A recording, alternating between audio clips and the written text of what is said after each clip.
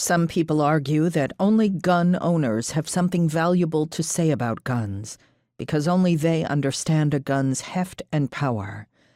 But potential victims have something to say too. As someone who lives in a culture awash in gun violence, I am as invested in the question of gun rights as anyone else in the United States.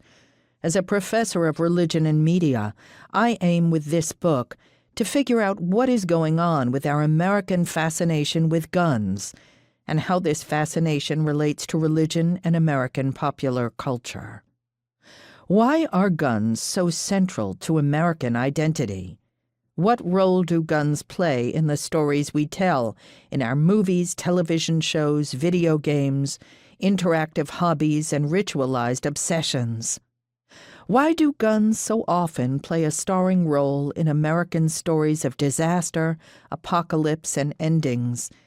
And why is it so hard to think about controlling access to them?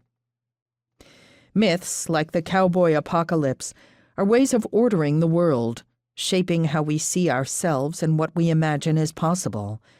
To understand our own myths is to understand what we as a people want and value, and what we fail to grasp. Guns are woven into the fabric of American history, and they continue to shape its hazardous present. The gun, as a phantom limb, says no to compromise, to vulnerability, to open flows, and even to conversation itself. In a world where some believe there is too much communication, the gun creates a protective perimeter around its brandisher. The gun is antiseptic, purging the surrounding environment through the promise of violence. The gun's purpose is to halt exchange and dialogue. According to the chilling logic of the cowboy apocalypse, the more connected people become, the more bullets we need. As you listen, I invite you to ask where you find yourself within this fraught story. How does the cowboy apocalypse shape your life? Do you have habits of viewing others that are shaped by the sometimes racist, sometimes sexist, apocalyptic stories obsessively replayed in American media? How likely are you to see yourself as the good guy who shoots the bad guy? How might such presumptions shape your everyday interactions?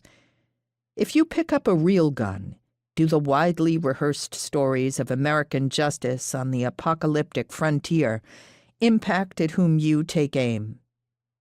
We all have a role to play in this American drama, and that means we have the right to reject those stories and practices which dehumanize others.